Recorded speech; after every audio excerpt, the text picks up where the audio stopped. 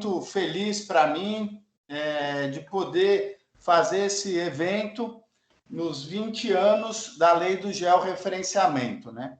A gente é o segundo evento no mês para comemorar essa data, essa lei tão importante, né? Há 2 semanas a gente fez um evento sobre o georreferenciamento e o cadastro com o Luiz Ujeda, e agora a gente vai tratar do georreferenciamento e o registro de imóveis.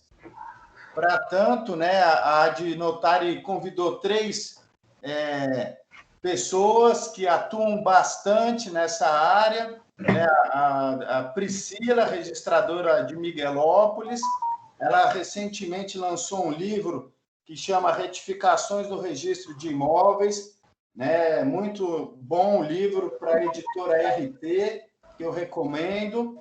Na sequência, a gente tem o Dr. Josué Modesto Passos, ele fez um livro sobre dúvida pela mesma coleção. Ele tem também um outro livro, se eu não me engano, sobre alienação judicial, mas o mais importante, a obra-prima dele, que o Dr. Josué é São Paulino. Isso é muito bom, né? Porque o Dr. Narciso é corintiano. E o Dr. Narciso, né, eu estou aqui fazendo uma campanha, esse livro é do Dr. Hélio, que gentilmente me emprestou aqui, de retificação do registro de imóveis, para que ele se anime e faça aí uma versão atualizada, né? A gente precisa disso, ter essas referências, né? Eu lembro da palestra inaugural da Adnotari, que o Ricardo Dipp, o desembargador Dr. Ricardo Dipp, comentou que quem atua nessa área de direito registrário imobiliário e notarial tem que conhecer o Dr. Narciso Orlandi. Se não conhecer, tem que estudar mais. Então, deixa eu pegar aqui o texto, né, da Adnotari. Bem-vindos, agradecemos em nome da Adnotari a todos os participantes, em especial a presença do Dr. Narciso, da Priscila e do Dr. Josué, que nos honra com a sua audiência. Este evento é promovido pela Academia Nacional de Direito Notarial e Registral, Adnotari, entidade sem fins lucrativos, que se pauta pela difusão de conhecimento na área do direito notarial e registral e pelo compartilhamento de informações em prol da sociedade, agregando profissionais dos diferentes vertentes ligadas aos registros públicos em geral, em especial os advogados, para o aperfeiçoamento no âmbito das atividades extrajudiciais, de modo a melhorar a qualidade dos serviços prestados e disponíveis. Além de encontros mensais para atualização e debate de temas correlatos, a Adnotari proporciona aos associados material técnico, doutrinário e jurisprudencial por meio de livros e revistas. Aproveitamos para convidá-los a fazer parte da nossa academia, né?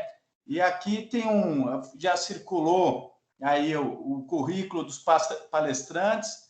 Vou falar só rapidamente, né, enquanto as pessoas continuam aí entrando na sala. Então, a doutora Priscila Patá é registradora de imóveis na comarca de Miguelópolis, mestre e doutoranda em Direito pela FADISP e doutoranda em Direito Privado pela Universidade de Salamanca. Foi registradora civil de pessoas naturais, o 15º Subdistrito de Bom Retiro, né? O currículo do Dr. Josué, ele é pós-graduado, lato sensu em Direito Imobiliário e Notarial e Registral pela EPM, graduado pela Faculdade de Direito do Largo de São Francisco em 98, né? Tem experiência como juiz de direito no TJ de São Paulo e juiz assessor da Corregedoria de São Paulo desde julho de 2020. E aí o último currículo do Dr. Narciso, desembargador aposentado pelo Tribunal de Justiça, bacharel pela Faculdade de Direito do Largo de São Francisco de 71. Foi juiz da primeira vara de registros públicos da capital e juiz auxiliar da Corregedoria. Membro e conselheiro da Escola Paulista de Magistratura, entre outros. Sócio do escritório Lobo e Orlandi. Então, eu vou passar agora, doutor Narciso, a palavra para o senhor. A nossa dinâmica, só para os ouvintes entenderem, a primeiro palestrante a falar é o doutor Narciso, na sequência será a doutora Priscila e, por fim, o doutor Josué, como uma dinâmica de retificação mesmo no cartório, né? A gente apresenta um requerimento no registro e, se não se contenta isso ou não aceita as exigências, a gente acaba suscitando uma dúvida, um pedido de providências e recorrendo à corregedoria onde o doutor Josué hoje atua. Então, doutor Narciso, está com o senhor a palavra. Muito obrigado, doutor Bruno. Eu cumprimento o presidente da Adnotari, cumprimento a doutora Priscila, cumprimento o doutor Josué, agradeço pelo convite e parabenizo a academia por realizar esses encontros e essas discussões sobre matéria registrária que nos interessa tanto. O nosso tema é georreferenciamento. Aqui na capital, quase não aparecem problemas de georreferenciamento, porque, embora haja imóveis rurais na capital, muitos imóveis rurais, a propriedade está pulverizada. Então, não devem ser muitos os imóveis com área superior a 100 hectares. No interior de São Paulo, o problema existe, mas não com tanta intensidade como em outros estados do Brasil, como Mato Grosso do Sul, como Tocantins, como Goiás, em que as áreas rurais são extensas e o problema do georreferenciamento é realmente um problema para os proprietários de imóveis rurais. O que é o georreferenciamento? O georreferenciamento é uma forma de descrição dos imóveis que situa os vértices dos imóveis com coordenadas ao sistema geodésico brasileiro. Quem estabelece a disciplina disso é o INCRA, em atos administrativos internos. O que nos interessa é que esses vértices, que são os marcos, como nós conhecíamos antigamente, dos imóveis rurais, os marcos que definem as linhas que formam o perímetro do imóvel.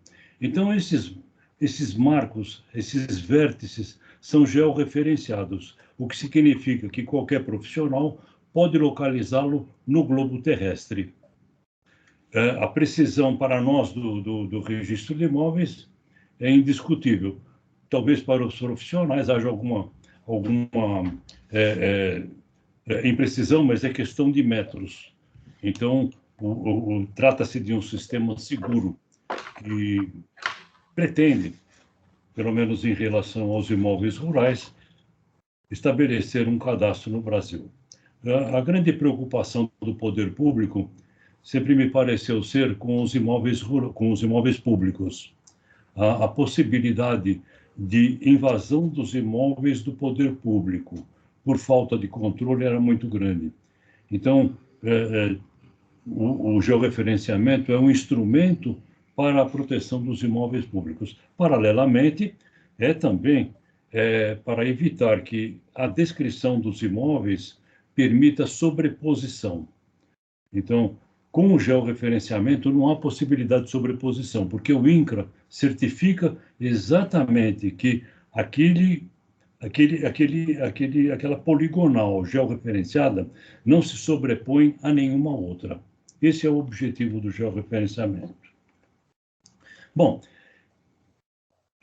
é claro que com o georreferenciamento altera-se a descrição do imóvel. Altera-se a descrição do imóvel completamente.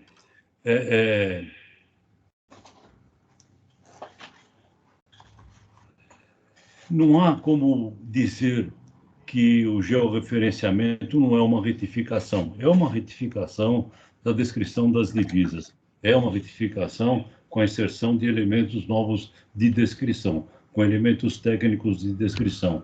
É uma forma de aperfeiçoar a descrição dos imóveis rurais. No georreferenciamento, com os pormenores do trabalho técnico, é impossível manterem-se as medidas lineares da matrícula oral ou da transcrição.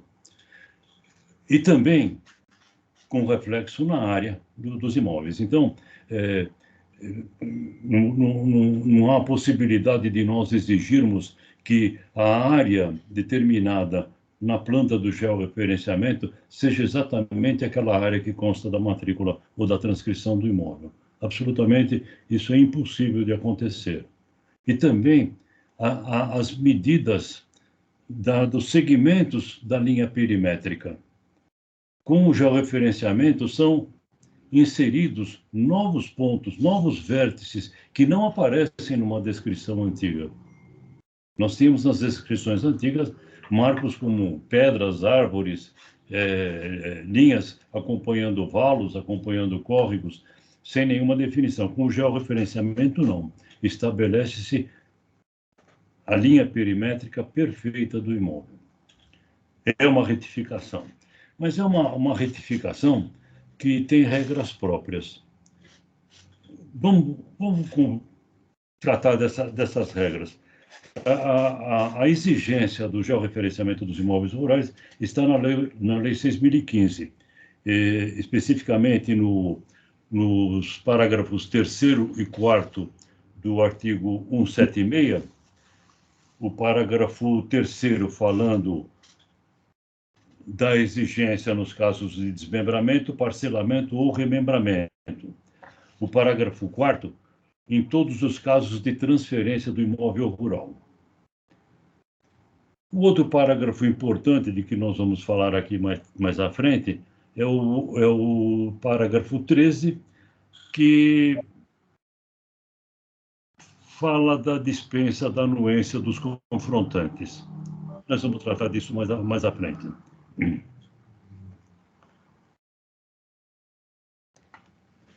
O artigo 225 também trata do georreferenciamento nos autos judiciais. Então, em princípio, todos os títulos relativos a imóveis expedidos pelo Poder Judiciário em processos judiciais devem ter a descrição georreferenciada e certificada pelo INCRA. Todos.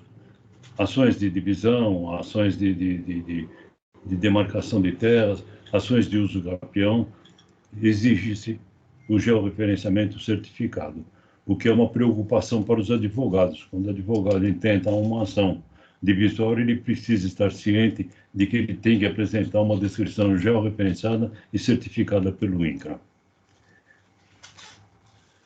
No dispositivo que trata das retificações, da Lei 6.015, também se refere ao georreferenciamento. Então, o artigo 213, o parágrafo 11, no inciso 2º, diz que independe de retificação, é curioso, não? Independe de retificação a adequação da descrição do imóvel rural às exigências dos artigos 176, parágrafos 3º e 4º, e 225, parágrafo 3º. São aqueles dispositivos a que nós nos referimos. Quando a lei fala em adequação da descrição do imóvel, ela está falando de nova descrição. Não é a simples inserção de vértices, de coordenadas dos vértices, ou de ângulos das linhas que partem dos vértices. Não, é a nova descrição georreferenciada. E é a descrição georreferenciada certificada pelo INCRA. Então, essa adequação tem que ser bem entendida. É o georreferenciamento. Esse aparente choque independe de retificação, o georreferenciamento. O georreferenciamento é uma retificação. O legislador teria sido mais mais preciso se ele tivesse dito no parágrafo 11 que independe do procedimento previsto no artigo 213, inciso 2º, o georreferenciamento do imóvel rural. Não independe de retificação, ele é uma retificação. Não há como fugir disso. A Lei 6.015, exigindo o georreferenciamento, e nem caberia ela fazer isso, não trouxe minúcias, não regulamentou a forma. Então, sobreveio o Decreto 4.449, que é de 2002, e trata. Não só trata, ele às vezes trata como lei, embora seja apenas um decreto. E o pior é que todo mundo se acostumou a tratar o decreto como lei. O que ele manda, a gente obedece. Então, ele estabeleceu prazos, porque o parágrafo 4º, até uma curiosidade, né? O parágrafo 3º, que fala naquelas hipóteses de desmembramento, de parcelamento, de remembramento, não fala em prazos. Só o parágrafo 4º, que fala de qualquer situação de transferência de imóvel rural, de alienação, é que fala em prazos.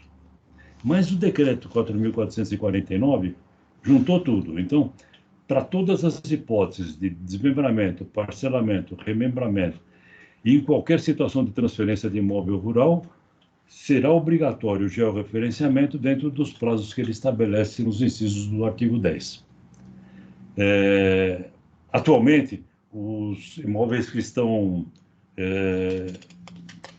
sujeitos ao georreferenciamento ou obrigados ao georreferenciamento são aqueles com área igual ou superior a 100 hectares. Em mais 2 anos, ou 1 ano e pouco, aí começará para os imóveis de 25 a menos de 100 hectares. E, finalmente, em mais 2 anos, os imóveis com área inferior a 25 hectares, que vai ser o mais difícil, exigir do proprietário rural, do pequeno proprietário rural, o georreferenciamento, que é custoso. Diz o poder público que vai custear os imóveis em relação às áreas menores, às áreas rurais menores. Mas vamos ver se isso vai acontecer realmente. As normas de serviço da Corregedoria de São Paulo têm algumas disposições também sobre o georreferenciamento. Não inovam em nada. Descrição averbada na matrícula do imóvel. Numa outra disposição, admite que no georreferenciamento, na averbação do georreferenciamento, se abra nova matrícula do imóvel com a descrição. E realmente é uma atitude elogiável, porque é uma decisão elogiável, porque a descrição do imóvel rural é extensa. Às vezes ocupa 3, 4, 5 páginas das fichas da matrícula. Então, convém que elas sejam, que elas deem o georreferenciamento, deem seja uma nova matrícula. Quando trata do georreferenciamento, no inciso 57, item 57.2, as normas de serviço já dizem que fica dispensada a anuência dos confrontantes. O item 135.1 fala também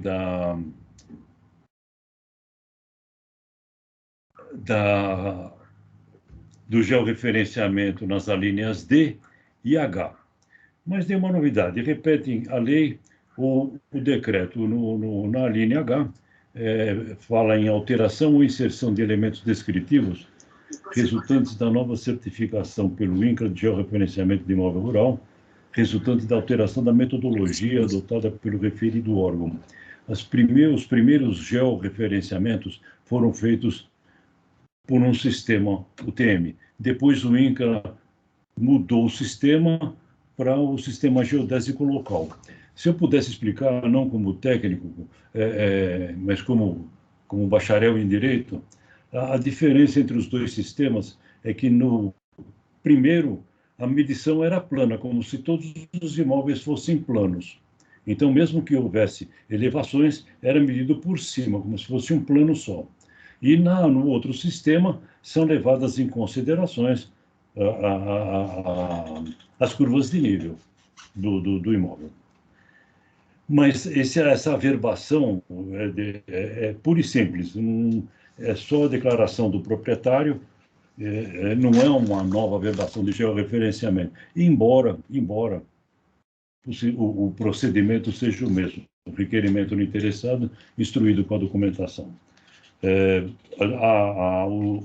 Temos ainda alguma disposição no item 57.2, dizendo que a descrição georreferenciada,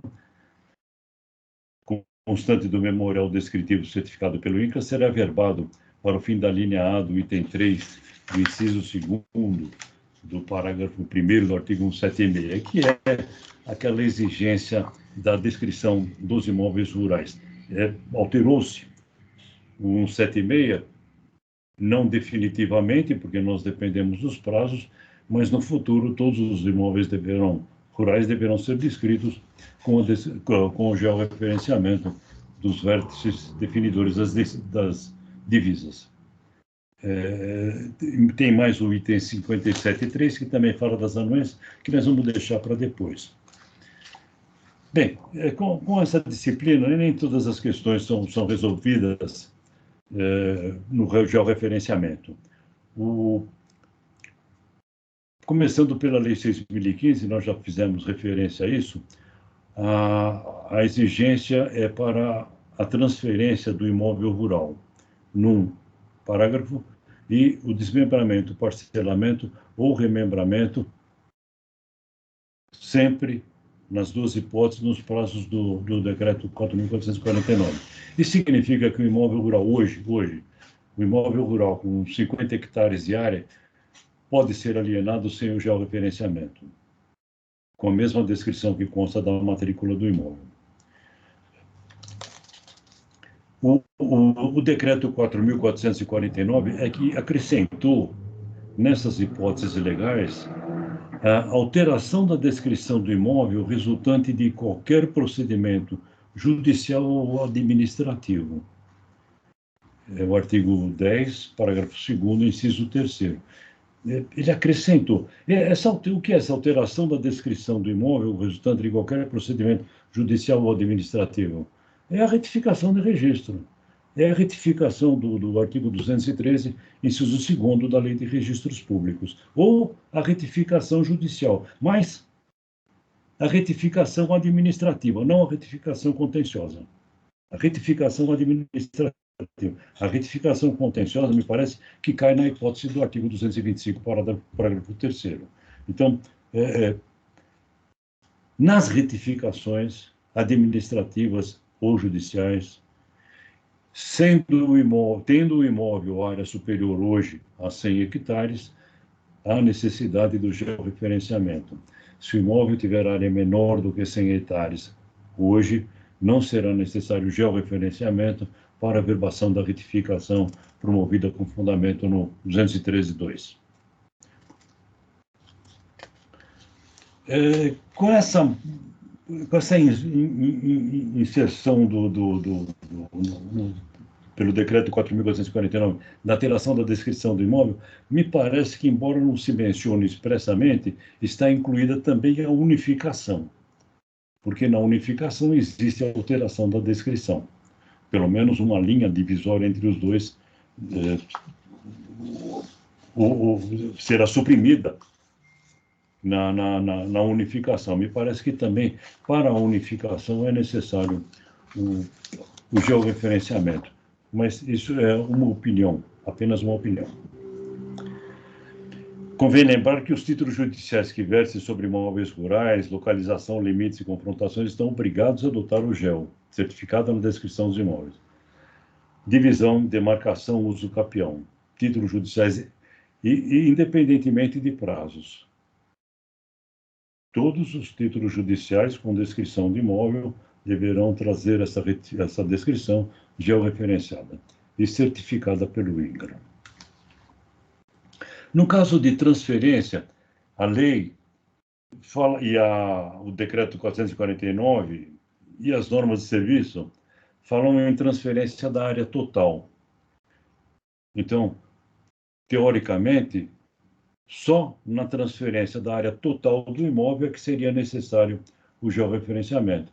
Mas, como o desmembramento também exige o georreferenciamento, nos casos de alienação parcial do imóvel rural, também será necessário o georreferenciamento, o que significa que em todas as hipóteses de alienação, parcial ou total, será necessário o georreferenciamento. A exceção seria... exceção não, é uma dúvida, Se o imóvel rural já está georreferenciado, será que as parcelas resultantes de um desmembramento para alienação ou do simples desmembramento do imóvel rural, será que as parcelas também devem ser georreferenciadas?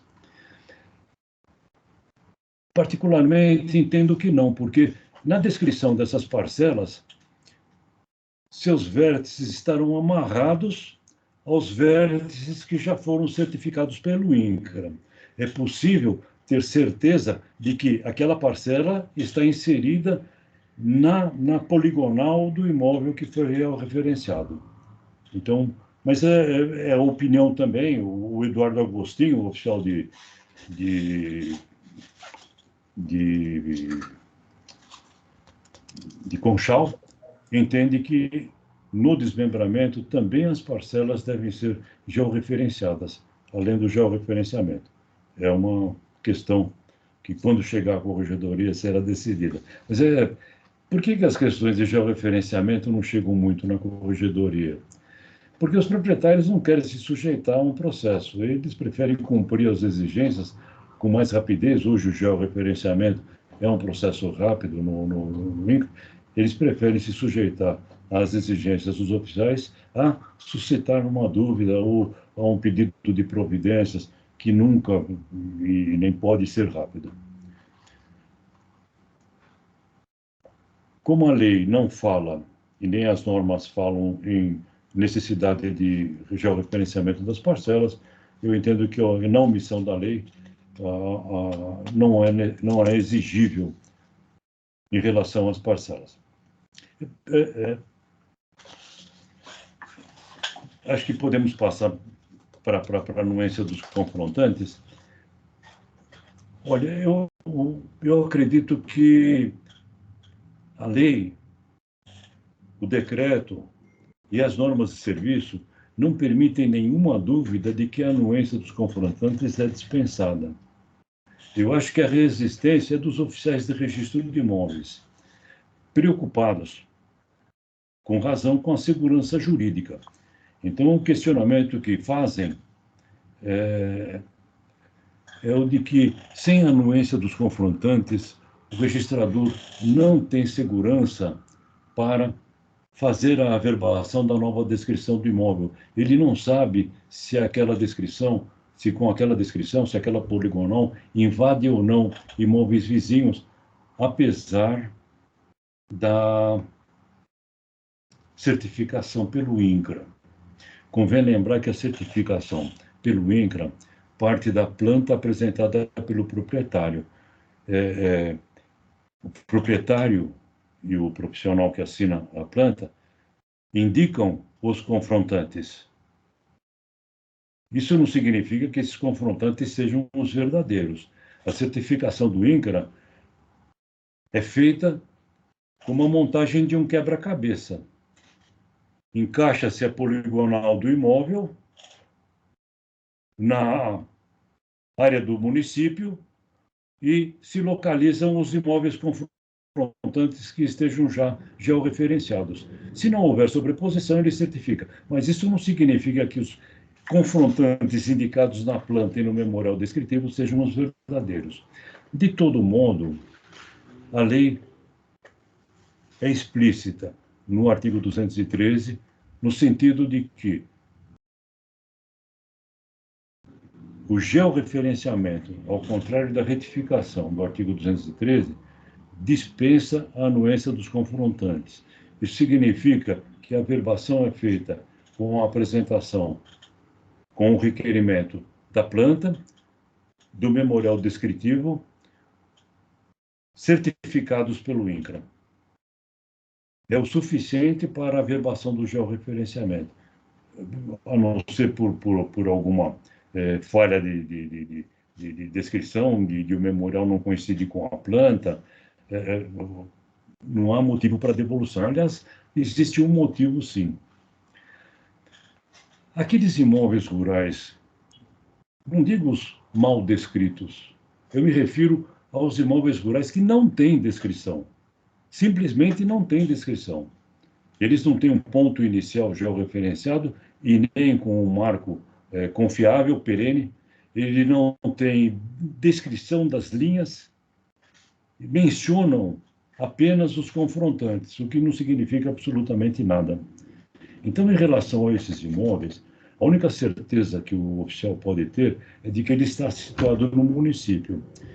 Eu entendo que, dependendo do caso, o oficial pode recusar a averbação do georreferenciamento por não haver nenhum indício de que aquela planta e aquele memorial se refiram ao imóvel daquela matrícula.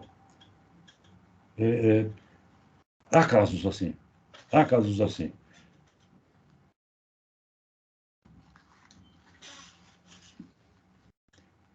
Não há como conferir marcos, porque eles não existem na descrição, não há como conferir a linha. O máximo que se consegue é vislumbrar acidentes geográficos perenes, um córrego, um rio, uma pedreira, uma coisa assim, mas que não são mencionados nas descrições, não. Mas os rios e os córregos, as divisas, sim, são um indício, mas aqueles imóveis que não têm nada disso, eles podem ser colocados em qualquer lugar da circunscrição.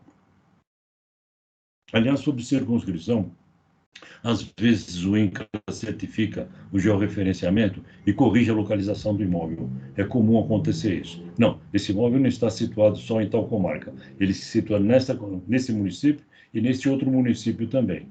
Tanto por cento nesse município, tanto por cento no outro. Essa é uma observação que o oficial deve levar em conta, ou para abrir uma matrícula dos dois e exigir matrícula na circunscrição vizinha, ou fazer o desmembramento por município. Então, no município da sua circunscrição, ele tem uma matrícula e o outro terá outra matrícula. Mas alguns exigem que nesse desmembramento resultante da situação em mais de uma circunscrição haja novo georreferenciamento. É uma questão para se discutir. Bem, a lei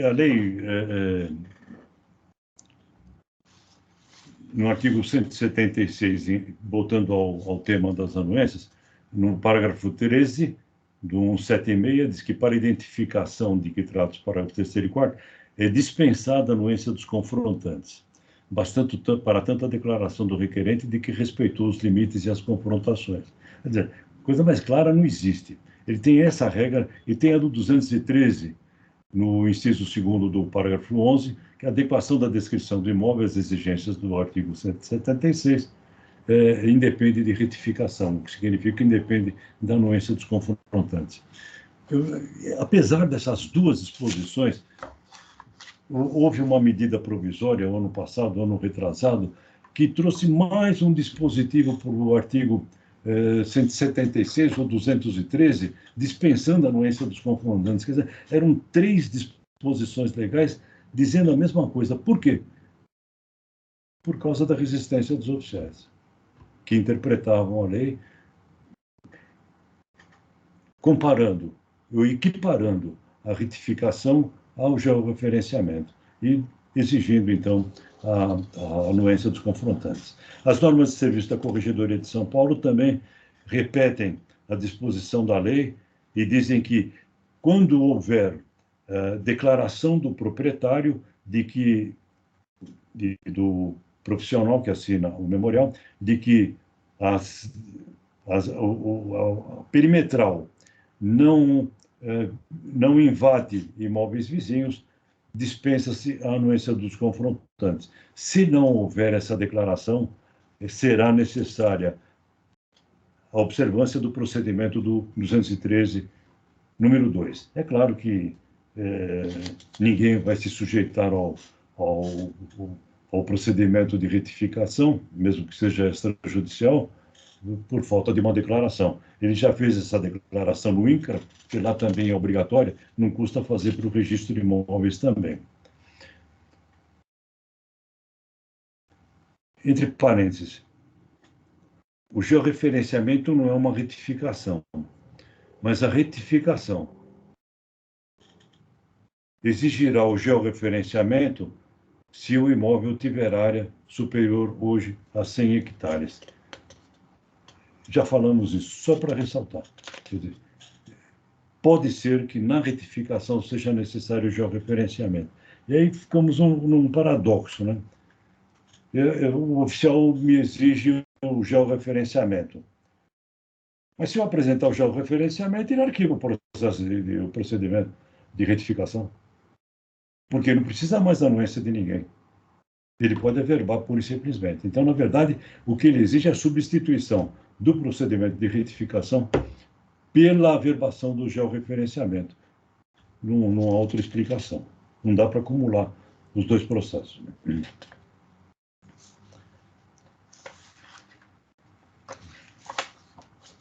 A Corregedoria Nacional de Justiça, de vez em quando, vem alguns atos da CNJ meio incompreensíveis. Ela não se furtou a tratar dessa questão da anuência e baixou a recomendação número 41. Mas a redação é péssima. A redação original diz o seguinte, tinha um artigo e um parágrafo. O artigo dizia: recomendar aos registradores de imóveis que nas retificações previstas no 213, provenientes de georreferenciamento, de que trata a Lei Federal 10.267, não é a Lei 2, é a Lei 6.015, dispensem a anuência dos confrontantes nos casos de desmembramento, parcelamento ou remembramento de imóveis rurais, bastando para tal a declaração de que respeitou os limites e as confrontações. Bom, ele não mencionou as alienações. Equiparou a retificação ao georreferenciamento e deixou implícito que o georreferenciamento ocorre no processo de retificação, porque ele se refere expressamente ao artigo 213. Mas o pior ficou no parágrafo único.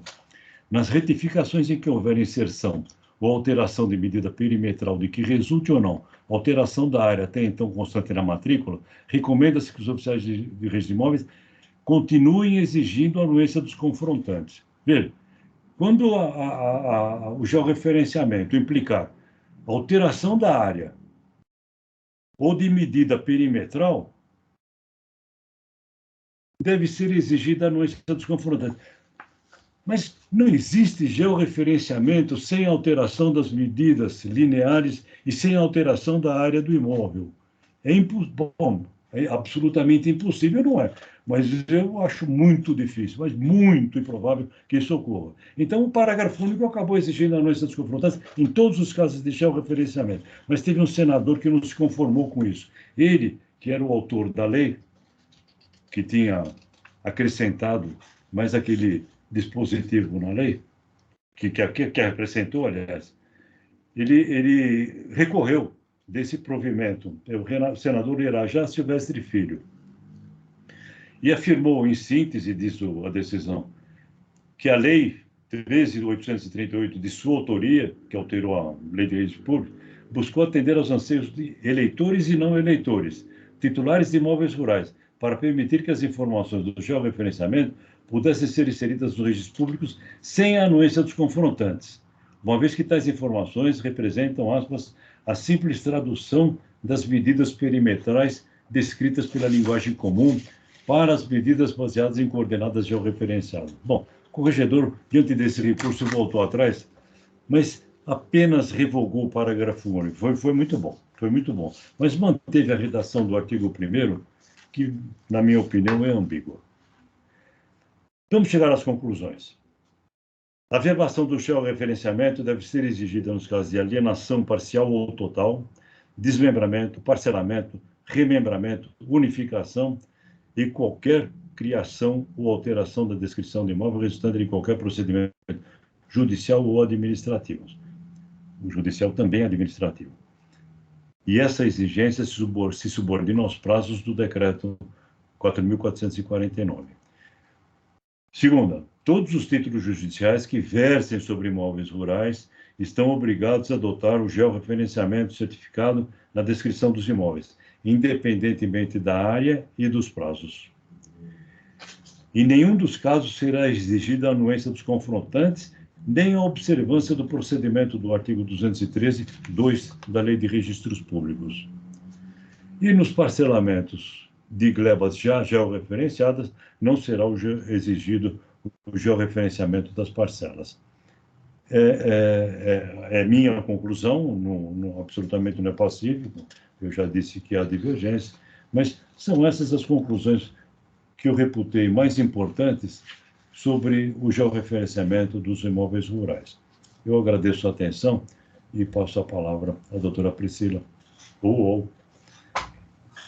Só antes da Priscila falar, queria agradecer ao doutor Narciso, avisar que o doutor Josué compartilhou algumas decisões que ilustram aí o que o Narciso explicou, e a doutora Priscila vai comentar agora sobre a visão, à luz, né, do registro de imóveis, a questão do georreferenciamento. E eu já queria deixar aqui uma provocação, né? O doutor Narciso comentou sobre a questão da segurança jurídica, então é o viés como o cartório analisa, e aí eu pergunto, a segurança jurídica nesse caso, como é que se dá, usando até o livro da doutora Priscila, uma vez que a retificação não cria direitos, né? Ela corrige algo que já estava ali consolidado, que o INCRA não reconhece domínio. Então, você ter uma planta georreferenciada não te dá aquele domínio sobre o imóvel. E, por fim, um procedimento administrativo não faz coisa julgada, né? Como é que a gente consegue, sobre esses três aspectos, não sei se a doutora Priscila vai falar agora, mas vou deixar já para o debate, tratar sobre isso à luz aí da segurança jurídica registrária. A palavra está com você, Priscila. Muito obrigado mais uma vez. Olá, muito boa noite a todos. Para mim é uma alegria enorme estar aqui na Ad Notário.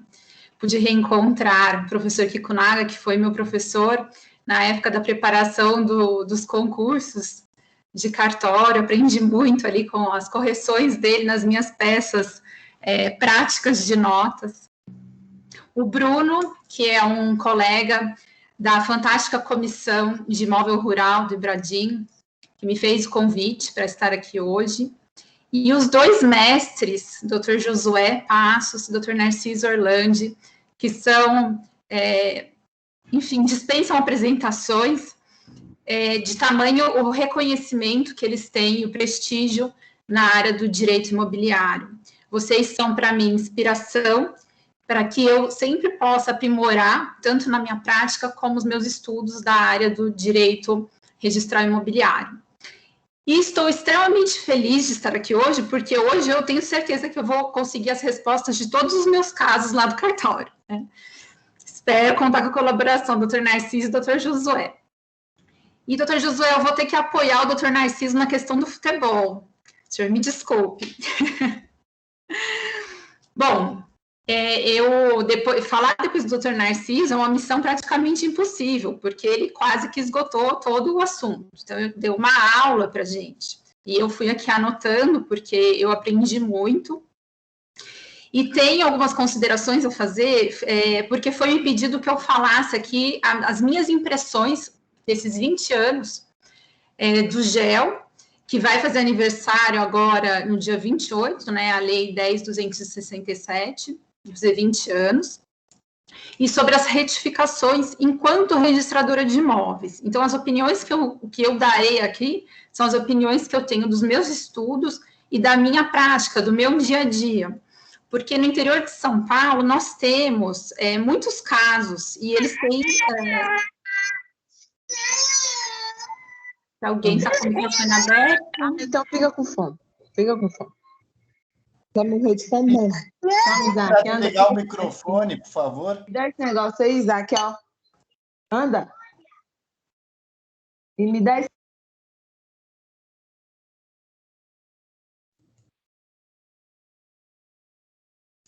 Acho que está desligado, doutora Priscila, o microfone. Pronto. Então, são algumas práticas que eu adoto ali à frente do registro de imóveis de Miguelópolis. Primeiramente, eu entendo que georreferenciamento, já vou discordar um pouco do Dr. Narciso, não é o mesmo que retificação, embora, como ele disse brilhantemente, normalmente, quase sempre, implica numa retificação. Então, a retificação, ela não é exclusiva do registro de imóveis. Em todas as especialidades do extrajudicial, nós temos formas de retificação. E o que a gente tem observado é que é uma opção do legislador cada vez mais frequente que a gente tenha as retificações feitas da via administrativa. Então, no registro de imóveis, especificamente, nós temos o privilégio de ter a retificação administrativa já há muitos anos, e, claro, é uma opção, porque pela nossa Constituição Federal, nada se impede que uma pessoa prefira entrar com uma ação de retificação, né, a retificação na via judicial. Em geral, há preferência, isso nós sentimos dentro do registro de imóveis, pela via extrajudicial. Tanto que há casos em que a gente é impedido de prosseguir na via administrativa e a gente percebe do usuário do registro de imóveis ou dos profissionais técnicos que estão assistindo àqueles requerentes, que eles querem muito que se dê continuidade. E a gente às vezes explica, olha, aqui infelizmente a gente vai ter que negar esse pedido.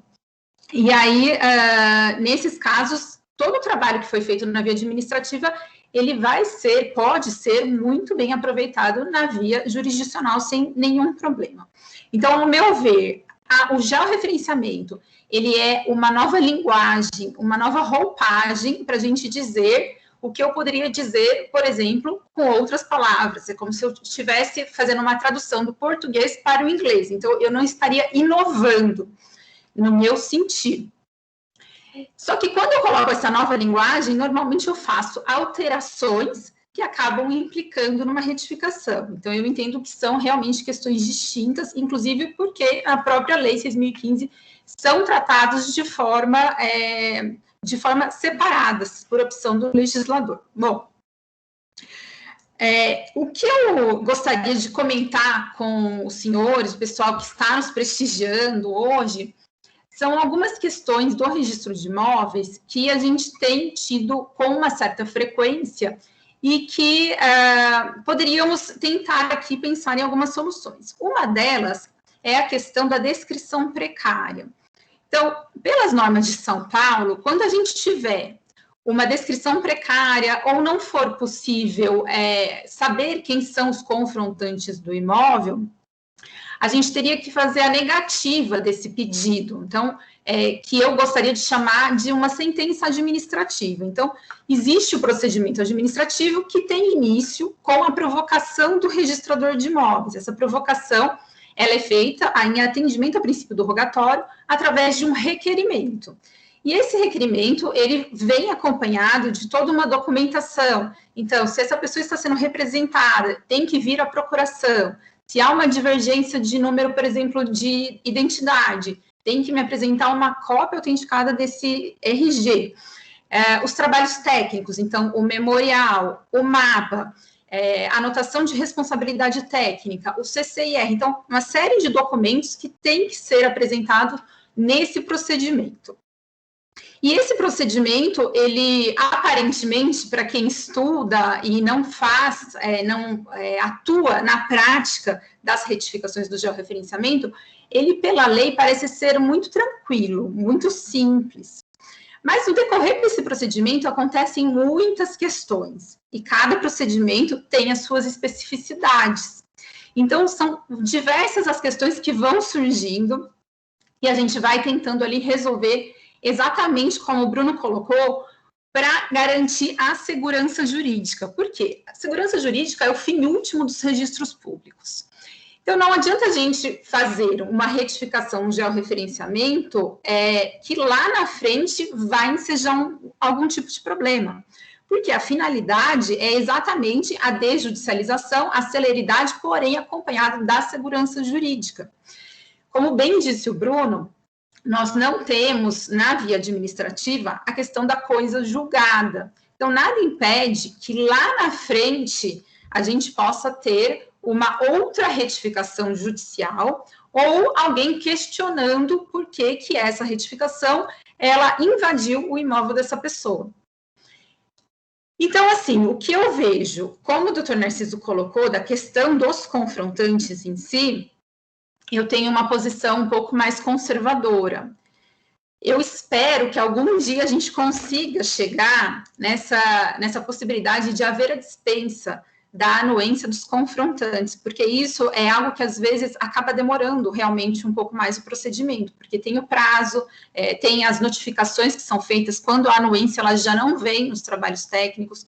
Porém, hoje eu sigo a posição mais conservadora, inclusive quando saiu a lei 1383 de 2019, que foi praticamente letra morta para os registradores, veio em seguida a recomendação 41 do CNJ, e aí, como o doutor Narciso bem colocou, veio a medida provisória 910 de 2019, eu cheguei a aceitar no curso da vigência dessa medida provisória 910, a dispensa, porque enquanto vigente a medida provisória, ele tinha força de lei, então eu deveria seguir, e seguir dessa forma. Claro que, analisando caso a caso, em casos que eu verificava ali que poderia estar havendo realmente uma retificação que não fosse intramuros, estaria exigindo. Mas eu confesso que com bastante insegurança com essa medida provisória. E depois disso, a medida provisória acabou não sendo convertida em lei, e então a gente voltou a fazer as exigências de anuência dos confrontantes ou a notificação com o prazo para eventual impugnação. Então, esse foi o meu entendimento na época. Os protocolos que entraram em curso na vigência da medida provisória tiveram essa possibilidade, porém, os demais, a gente já voltou a seguir o entendimento anterior. Então, mesmo para o georreferenciamento, dentro do cartório, eu tenho exigido a anuência dos confrontantes, e exatamente por quê? Porque eu tenho para mim que nos procedimentos administrativos a gente tem que tomar uma cautela redobrada do que dos processos jurisdicionais, exatamente por conta da coisa julgada. A ideia do legislador é que haja um consenso quando existem esses procedimentos, tal qual a uso capião extrajudicial, né, a retificação, todos os processos que foram desjudicializados, ou, como eu gosto de falar, extrajudicializados, nós temos que ter essas cautelas. Por quê? Porque lá na frente a gente pode ter algum tipo de problema. Então, a ideia é que a gente trabalhe na prevenção de futuros litígios. Por isso, eu gostaria de colocar essa minha posição um pouco mais conservadora. Gosto muito de prestigiar essa intenção do legislador de desjudicializar serviços. Faço um estudo sobre essas questões na minha tese de doutorado, sobre a justiça multiporta, sobre o acesso facilitado à justiça e ao direito, porque muitas vezes a gente tem algumas questões que sequer existe um conflito, mas que podem ser passados, então, para o extrajudicial. E aí, essa minha fala, ela vem com uma certa indignação com a questão dessa descrição precária, porque nas normas de São Paulo, então, a gente tem realmente essa questão que ali, ao final desse procedimento que eu descrevi, o registrador, depois de superado todo esse trâmite, ele vai ter que dar uma sentença administrativa, deferindo o pedido ou indeferindo o pedido, de forma fundamentada. E esse caso, as normas de São Paulo, assim como de outros estados, colocam para nós que, no caso de eu não conseguir ter certeza de que o imóvel que está sendo ali me apresentado como objeto de pedido de retificação é o mesmo que se encontra no registro de imóveis ou matriculado ou numa transcrição, se eu não tiver essa certeza absoluta que eu teria que, então, negar esse pedido, e as partes, então, teriam que ser encaminhadas para a via jurisdicional. E isso, no meu sentir, a ideia de desjudicializar, ela volta como uma ideia de rejudicializar, porque eu vou estar transferindo novamente o poder que foi concedido para nós, enquanto registradores de imóveis, dirigindo esse procedimento administrativo, eu tenho que voltar isso para o judiciário. E quando chega lá no judiciário, o juiz tampouco vai ter certeza de que se trata do mesmo imóvel. Por quê? Porque, na verdade, a descrição continuou super precária. Então, ali estava confrontando com o Riacho secou. Do outro lado, confrontava com o João, não se sabe nem quem é o João morreu. Do outro lado, com a árvore foi derrubada. Então, assim, a gente não tem nenhum marco, e isso eu já tive, inclusive, profissional no cartório, que fez declaração dizendo, eu também não sei quais são os marcos. Muito comum na minha região, aqui no interior de São Paulo, nós termos plantação de cana-de-açúcar. E aí a cana-de-açúcar, ela vira tudo uma coisa só. Então, assim, sequer o proprietário sabe até onde vai a área dele, porque muitas vezes, inclusive, essa área ela é arrendada para o mesmo arrendatário. Então, virou uma coisa só. Então, assim, essa dificuldade que nós temos como registradores de imóveis, os profissionais técnicos têm, e o juiz certamente terá também. Então, eu estou desenvolvendo uma pesquisa junto com o registrador de imóveis de Catanduva, o doutor Alexandre Pinho, para que a gente tente achar uma solução, uma saída que seja, claro, segura para todos, né? E uma das ideias que nós tivemos, inclusive porque a Lei 6.015, ela não faz qualquer restrição que eu possa ter uma retificação de um imóvel com descrição precária. Então, a lei não restringiu, porém as normativas restringiram. Então, seria a gente pensar, talvez, na publicação de um edital, aí não especificamente para um confrontante, mas para todos que tivessem interesse em impugnar aquela retificação. Talvez seja uma saída, mas fica aqui, de repente, para a gente conversar depois sobre um debate. Então, ao mesmo tempo que a gente tem essa previsão, que a gente teria que fazer a negativa dessa retificação administrativa, por outro lado, nós temos algo que eu acho muito benéfico, que é a tentativa de conciliação que é feita que pode ser feita pelo registrador de imóveis quando existe uma impugnação de um confrontante e do proprietário requerente dessa retificação. Então, eu acho que é muito positivo, porque a ideia mesmo é que as partes se entendam, se conciliem. Eu mesma no cartório já tive a oportunidade de fazer essa tentativa de conciliação, foi frutífera, foi bacana, porque muitas vezes os interessados, o proprietário e o requerente, eles são leigos no assunto. Então, às vezes, eles acham que a pessoa ali está invadindo a área dele, e não é essa a questão. Então, às vezes, um esclarecimento jurídico de como funciona, para que serve, às vezes pode resolver. Eu acho muito interessante. E uma outra questão que eu gostaria de colocar, já pensando que estamos aí completando 20 anos da lei, já seria pensando um pouco no futuro, né? Porque com essa pandemia a gente teve, assim, diversas alterações na nossa vida privada e na nossa vida profissional, e aí a gente viu, assim, a repercussão que tivemos aí de lei, a enxurrada de provimentos. Então, qual vai ser o futuro do georreferenciamento? Então, eu fico pensando se a gente poderia hoje já fazer, ou precisaria talvez de um provimento ou de uma lei, autorizando que uma notificação fosse feita por uma notificação de um confrontante pelo registro de imóveis, fosse feito pelo WhatsApp, por exemplo, pelo Facebook. Será que seria possível? Outra possibilidade, essa audiência que eu acabei de comentar, será que a gente poderia pensar em fazer uma audiência da forma como nós estamos conversando aqui? Eu poderia, então, agendar com o requerente do procedimento, com o confrontante impugnante, para a gente tentar chegar aí a um consenso das partes. Então, são questões que, hoje, por exemplo, já temos conhecimento do uso de drones, né, para fazer esse trabalho técnico. Então, a tecnologia, ela pode ser utilizada a nosso favor em todos esses casos. Eu tenho aqui várias questões que eu gostaria de comentar, mas acho que eu vou deixar aqui um pouco para o nosso debate. Mas só para finalizar a minha fala, eu gostaria muito de acrescentar só um item. O doutor Narciso falou muito bem de todas as exigências aqui do georreferenciamento, as exigências legais. Gostaria só de esclarecer que o georreferenciamento, no meu modo de ver, como ele é uma técnica de agrimensura, a gente poderia usar também os imóveis urbanos. Porém, esse georreferenciamento não seria um georreferenciamento previsto em lei obrigatório, porque, afinal, o georreferenciamento previsto em lei é para os imóveis rurais e, por isso, tem todas essas especificidades que o doutor Narciso bem disse para nós. E que é certificado pelo CIGEF, tá? Mas nada impede, no meu modo de ver, que um imóvel que ainda não esteja, um imóvel rural que ainda não esteja dentro do prazo das exigências, também possa ter esse georreferenciamento certificado pelo CIGEF. E uma recente inclusão dentre essas exigências legais para o georreferenciamento, ela veio com a Lei 13.986 de 2020, que fala da instituição do patrimônio rural de afetação e emissão da cédula imobiliária rural.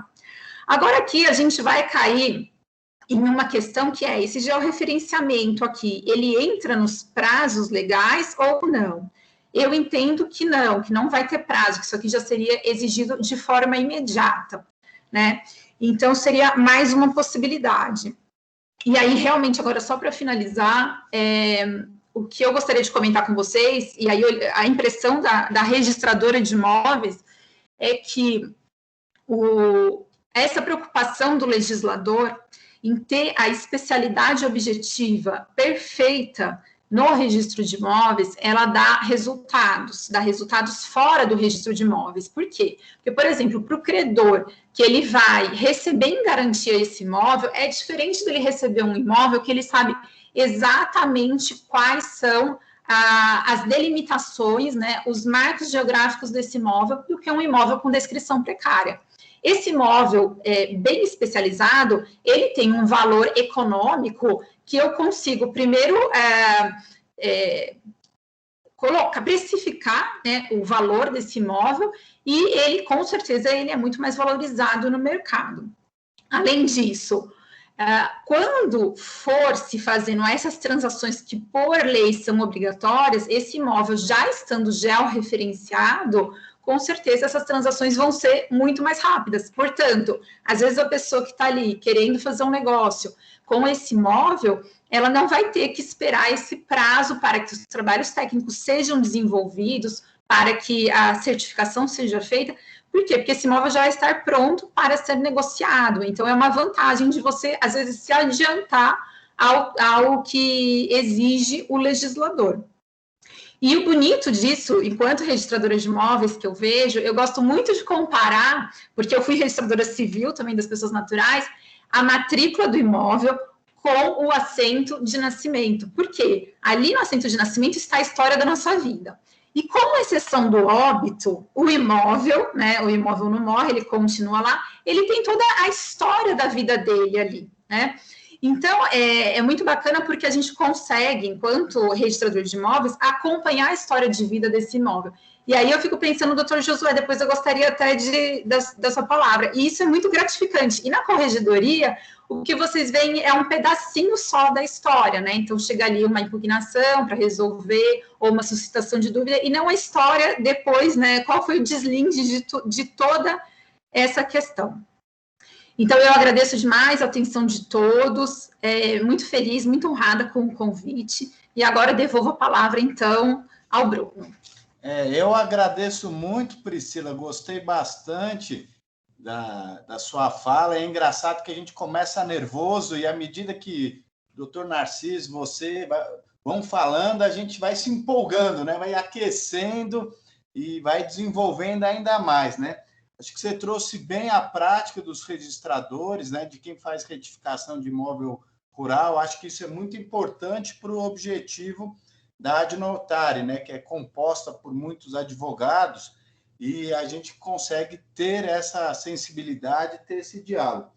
Gostei das suas sugestões, aí até das novas formas de intimação também, principalmente para quem mora fora, por exemplo, né, a questão do edital. E vou pegar aqui um gancho que você colocou, que o viés do registrador é a prevenção de litígios, né? Isso muito que ele se preocupa nisso. E a corregedoria tem tido alguns posicionamentos alinhados com o seu entendimento. Estava falando, tem duas decisões da corregedoria, uma até de setembro do ano passado, que ele amplia, ele relativiza o parágrafo 16 do artigo 213. O parágrafo 16 diz que somente os confrontantes tabulares serão notificados. E nesse julgado da corregedoria, que depois eu compartilho com vocês, o juiz corregedor ele entendeu que todos aqueles, hipoteticamente, atingidos pelo seu direito, deveriam ser notificados pelo oficial registrador, né? Então, isso vai muito de encontro, choca-se aí com o posicionamento da doutrina aí do doutor Narciso. Então, queria um pouco saber do doutor Josué essa situação, né? Esse entendimento da corregedoria sobre isso, né? Sobre essa situação, que eu acho que onde tem mais o dilema é da dispensa ou anuência dos confrontantes, né? Passa a bola, meu amigo São Paulino, né? Professor, foi meu professor Josué. Muito obrigado, doutor Bruno. Boa noite novamente a todos, doutora Priscila, doutor Narciso, um prazer estar com os senhores e com todos que nos acompanham aqui. É sempre uma alegria participar dos eventos da Adnotare, porque, embora tudo seja tratado com seriedade, o clima é sempre muito agradável, um clima realmente acadêmico e de liberdade para discutir e questionar e criticar, e isso é muito bom. Isso é muito bom e faz falta, especialmente para quem, como eu, trabalha na posição de juiz, que é uma posição, embora nós vivamos no meio do contraditório, a conversa nem sempre é fácil, nem sempre é franca, nem sempre nós nem sempre temos acesso a um debate aberto, né? Então, essa parte acadêmica realmente é muito enriquecedora e, como eu disse, especialmente aqui na Adnotare, pelo espírito que reina aqui nesta academia. Muito obrigado, então, novamente, pelo convite e pela honra de participar. Eu não quero me estender muito, porque eu acho que seria interessante a gente discutir casos práticos, mas eu fiquei muito satisfeito ao ver na exposição do Dr. Narciso e depois na exposição da doutora Priscila, mencionados dois pontos que são realmente, dentre aqueles despertados na questão do georreferenciamento e da retificação, dois pontos que são realmente aflitivos na prática, no dia a dia, de quem tem de julgar esses processos. Obviamente, eu não falo em nome dos outros colegas da equipe, muito menos em nome do corregedor, mas eu gostaria de transmitir, que eu acho que é útil, essa impressão, sobretudo pessoal, esses dois pontos. Como enfrentar essa questão das descrições precárias e como enfrentar essa questão da anuência dos confrontantes ou da dispensa delas. Como a doutora Priscila mencionou ou melhor, mencionou ao final de sua exposição, nós, na função de judicar, infelizmente só vemos um pedaço muito circunscrito daquele problema, e quando não daquele drama, na retificação. E isso ainda vem de uma maneira que vai se afunilando cada vez mais, especialmente para quem está na corregedoria. A cognição vai se limitando. Nós temos um profissional que é contratado para fazer um levantamento pelo proprietário que tem um contato dia a dia com sua área. Isso chega ao cartório, já aquele universo todo já se reduz a uma série de formalidades. O oficial vai levantar alguns pontos de exigência de óbice, isso vai ser julgado com maior ou menor profundidade pelo juiz corregedor permanente, e nós vamos ter um recurso que vai se limitar a esse confronto das exigências da sentença, de maneira que nem sempre o interessado tem uma posição muito favorável. Por quê? Porque o cartório já levantou óbices, o juiz não tem uma visão próxima dos fatos, muito menos o juiz que está assessorando a corregedoria, e quem está na posição da corregedoria permanente vai tentar privilegiar sempre o aspecto segurança e encontrar esse equilíbrio entre a segurança e a funcionalidade do sistema é a grande questão, porque privilegiar a segurança está bem, porém, criar entraves e dificuldades é uma questão muito complicada que nós que estamos na corregedoria devemos nos atentar sempre, exigir a segurança, mas sem criar novas exigências, sem criar embaraços. Aliás, nesse ponto entra a questão das descrições precárias.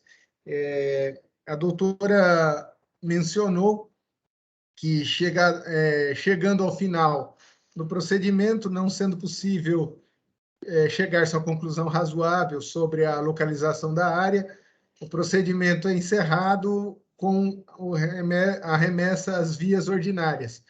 Isso realmente é uma questão penosa, porque, em primeiro lugar, nós temos consciência de que nem sempre a via ordinária, a via contenciosa, só pelo fato de ser contenciosa, vai ser efetivamente mais segura. E, além disso, ao apreciar o recurso do interessado nesse ponto, o juiz sempre se depara com isso. Mas será que realmente não seria possível contornar esse óbice? Porém, logo se ergue a segunda pergunta. Mas se eu fizer assim, primeiro, nesse caso concreto, eu não estou passando por cima de uma percepção de um profissional que está todo dia em contato com isso, que é o oficial. E segundo, no caso da corregedoria especialmente, eu não estou abrindo, não vou colocar um precedente aqui que vai criar no futuro novos óbices. Esse equilíbrio é muito difícil e essa é a missão.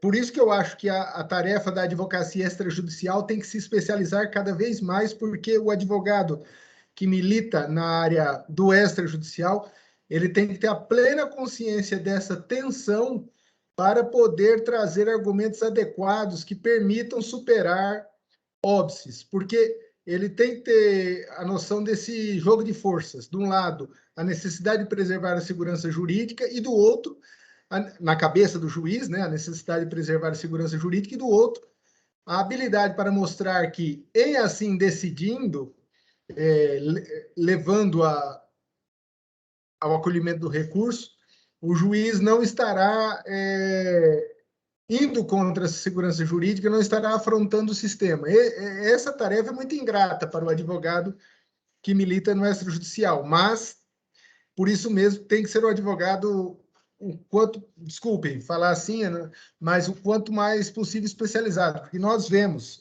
estou transmitindo aqui uma impressão pessoal, infelizmente nós vemos advogados que não são muito especializados nessa área e que têm a dificuldade de, no caso concreto, conseguir traduzir as circunstâncias daquela realidade para demonstrar que, a despeito dos óbices ou a despeito de certas dificuldades no caso concreto, o atendimento da pretensão de retificação é razoável sem uma ofensa à segurança jurídica. Esse equilíbrio é muito difícil. No caso das descrições precárias, nem se diga, porque realmente, desde o início da formação, desde o primeiro momento em que alguém entra na formação do extrajudicial, é martelado sempre o princípio da especialidade objetiva, como deve ser, e diante de descrições precaríssimas, a reação inicial sempre é o horror, né? Então, é sempre que não é possível, não dá. E é a tarefa do advogado demonstrar isso. Outro problema também que eu acho que precisa ser aprofundado, precisa ser discutido e precisa ser trazido com mais cuidado nos processos, essa questão que o doutor Narciso frisou muito, da anuência dos confrontantes. Nós temos um texto legal que diz, o parágrafo 13 do artigo 176, além de outras normas, mas vamos ficar nesse, que dispensa a anuência dos confrontantes, porque parte-se da ideia de que o georreferenciamento, por ser algo extremamente técnico, não vai trazer prejuízo a ninguém por simplesmente atualizar a descrição. Tanto quanto possível, esse artigo 13, nós devemos procurar cada vez mais, nos casos concretos, a medida da aplicação segura desse 13, porque realmente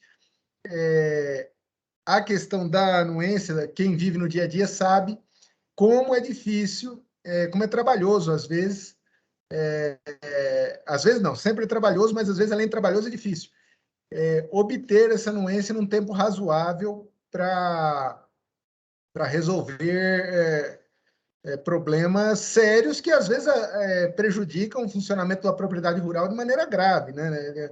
Num bom negócio, numa boa alienação que poderia ser feita, enfim, eventualmente, segundo a exigência do cartório, numa prestação de garantia, etc. São problemas da vida real. Esses dois problemas realmente são muito sensíveis e, nesse sentido, eu gostaria, eu sei que talvez eu tenha uma posição isolada, mas eu sempre recordo a lição do Dr. Ricardo Edipe. Eu acho que os precedentes da corregedoria têm de ser respeitados em linha de regra, mas isso não significa que eles não possam ser discutidos ou criticados. É que, como o Dr. Ricardo Edipe sempre frisa, quem critica e quem quer aprimorá-los põe-se na posição de contra-argumentar, de trazer argumentos melhores, mostrando que, no caso concreto,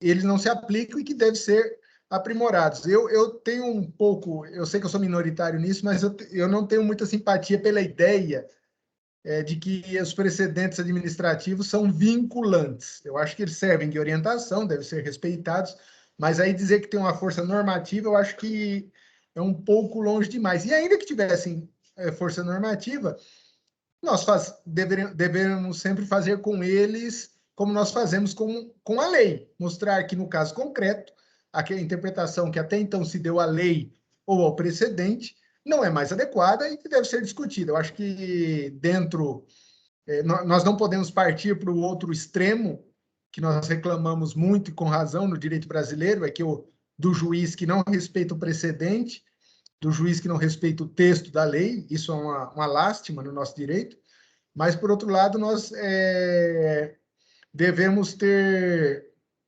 um espírito um pouco mais livre, especialmente quando surgem questões novas, né? Um precedente novo da corregedoria. A corregedoria, em primeiro lugar, tem que ter coragem para modificá-los quando percebe, na sucessão de casos, que a decisão inicial não foi adequada, e depois os oficiais e os advogados têm de ter coragem também para, dentro de uma argumentação razoável, tentar provocar o corregedor permanente e a corregedoria geral, para que, senão, nós não conseguimos o aprimoramento. Basicamente, era isso que eu só queria salientar, e agradeço a oportunidade novamente. Muito obrigado. Eu agradeço mais uma vez o São Paulino Josué pela apresentação, pelos comentários também, né, por esse entendimento, esse sentimento seu em relação a essa questão toda, como se deve dar junto à corregedoria, analisar e contra-argumentar a questão da segurança jurídica, né? Eu abro aí a pergunta, se alguém quiser fazer pelo chat ou também levantando a mão, né? Eu só volto nesse aspecto que eu comentei. Às vezes, claro, o José, no fim, falou da questão da segurança jurídica, do princípio, e muitas vezes como isso é adotado, né? O princípio da segurança jurídica, a ideia do princípio, muitas vezes, ele contraria a lei, né? Que é mais específica, acaba tendo argumentos mais subjetivos. Eu ainda não fui convencido nessa questão de como a segurança jurídica ela é atingida, considerando esses aspectos aí da averbação do georreferenciamento, né? Do caso da retificação não criar direitos, da certificação levar uma certificação para o registro, aquilo não me reconhece domínio, né? E se eu puder questionar isso futuramente, né? Eu acho que o exercício da posse aí é muito importante, né? Nesse caso. Então, essa é a minha dúvida. Quando se fala a segurança jurídica, eu tenho medo que isso acaba sendo o termo é ruim, bengala, mas um argumento muito mágico para justificar muitas coisas, inclusive esse posicionamento de relativizar o parágrafo 16 aí, do 213, né? Então, acho que era só isso. Se alguém quiser também comentar, fiquem à vontade. A Isabela tem uma pergunta. Você quer falar, Isabela, ou posso ler a sua pergunta? Bom, ela diz assim, tem uma pergunta quanto ao confrontante. Quando ele se trata de um rio, quem deve ser notificado e o que deve ser colocado no material técnico? Aí eu acho que eu vou até fazer uma gentileza, passar a bola para o doutor Narciso, que também tem um posicionamento bem peculiar, rico, interessante, para o senhor falar. E eu não combinei essa pergunta, hein, doutor Narciso? Tem que desligar o microfone. Está no mudo, doutor Narciso. Pronto. Não, eu tenho sérias dúvidas também. Rigorosamente, de acordo com a lei, se há um curso d'água de qualquer dimensão, o proprietário do curso d'água, do leito, é o poder público, ou estadual ou federal. O município não tem mais águas correntes, só o Estado e a União. Então, esse é o confrontante. É claro que se eu tiver por exemplo, em Miguelópolis, se eu tenho um rio com 20, 30 metros de largura na circunscrição e o imóvel faz divisa com o rio, eu não tenho dúvida de que o confrontante é o Estado. O problema surge quando são córregos. Esse é o problema, são córregos e eu acho que usar aquele parâmetro do Código de Águas está superado já.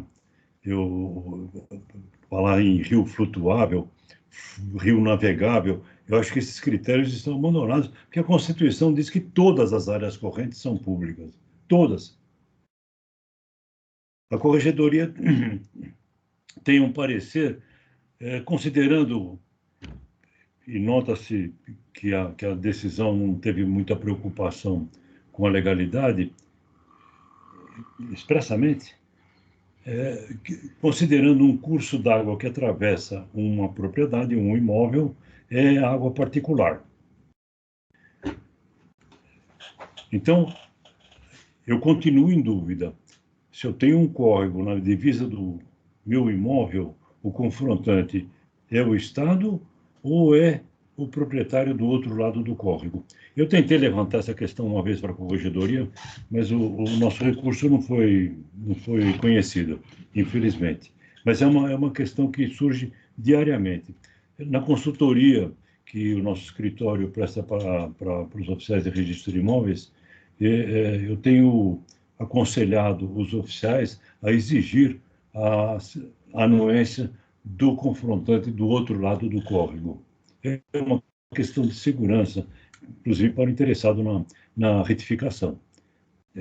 Mas, particularmente, eu acho que existindo um córrego, existindo um curso d'água, não sendo aquele leito propriedade particular, o confrontante é o poder público. Diminui a segurança, principalmente nos grandes centros, com a canalização dos córregos. Hoje, quem tem um imóvel à margem do rio Tietê, eu não sei como é que define as divisas do imóvel, porque não existe mais imóvel particular às margens do rio Tietê. Havia, mas não existe mais. E aqueles que tinham confrontação com o rio Tietê perderam essa confrontação com a retificação do leito. Como fica a retificação de um desses imóveis? A mesma coisa em relação, na capital, ao rio Tamanduateí, que foi retificado. O município impugna sistematicamente as retificações à beira às margens do rio Tamanduateí, dizendo que aquele é leito abandonado do rio e que era municipal. Respondendo à pergunta do Duran, tenho dúvidas, eu não tenho certeza absoluta. Em termos de segurança, eu acho que o confrontante do outro lado deve anuir. Em termos de legalidade, eu acho que o poder público é o confrontante.